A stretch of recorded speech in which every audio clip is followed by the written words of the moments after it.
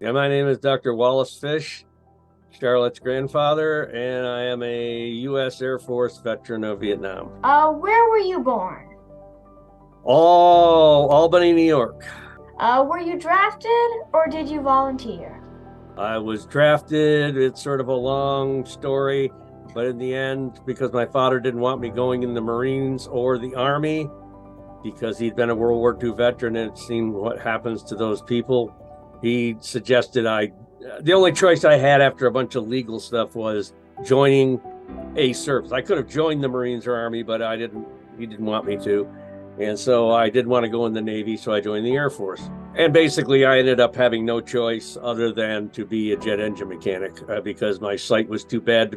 The only people they were taking as officers in 1970 were people who could fly F-4 Phantom fighter bombers, and I have glasses, so I couldn't. How did your military service experiences affect your life? Well, as far as the rest of my whole life, it changed the whole trajectory of it. I was in graduate school in Pennsylvania, and all of a sudden I was in San Antonio at basic training, and then in Rantoul, Illinois at Chinook Air Force Base getting training. And then my first base was MacDill Air Force Base in Tampa, Florida, and then a short temporary duty assignment to Vietnam in Da Nang. And I never was able to do mechanics in my life before. I mean, I didn't know anything about it. My brother's a professional mechanic who couldn't believe how bad I was at it.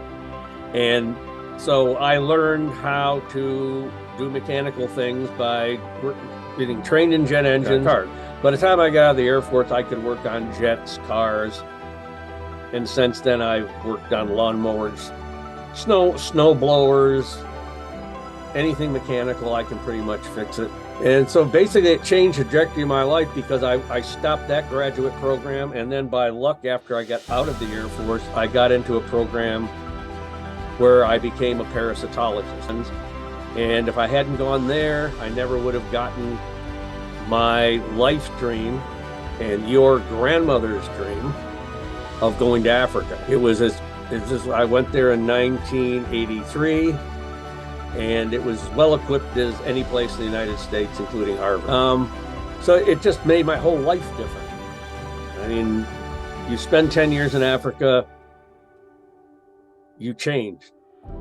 It changes your outlook, and going in the military just completely shot my life off in a total different direction. So did any of your siblings serve in the military?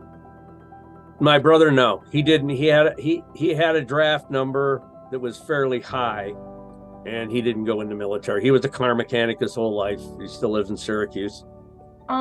Is there anything you would like to add that we've not covered in this interview? I don't think the military these days is what it was then. In those days, it was a draft military. Most of it, you could still join, but a lot of people were drafted. Many things said about Vietnam are wrong. Like I mentioned before, anyone who wants to know about the history of Vietnam and what went on in Vietnam should read Fire in the Lake by Francis Fitzgerald. If I was not in the field with rifles and being shot at. But from a lot of my friends who were, some of whom are on the wall, Vietnam Memorial, people I knew in high school who got killed. Personally, I'm going to be honest, I recommend no youngster going to the military of this country right now, at all, ever. It is not run properly. I mean, it's always been pretty weird. There's just a lot of stupidity in it. And so I don't recommend it. I mean, if there was a Peace Corps anymore, like John Kennedy set up, I'd recommend the Peace Corps. The military changed my life just by changing its direction, probably for the best outcome my life ever could have had. And to finish up the interview, what do you wish more people knew about veterans? Not so much about me, because I didn't have it hard. I got rocketed. We got rocketed and mortared 3 or 4 times a week for the 3+ months I was there. And all you do is hide. There's nothing you could do. People who grunts, the people who carry the rifles and go, and fight face to face, sometimes with knives. I don't want the young people in this country getting involved in a war again. And some of our politicians are silly enough to be pushing that.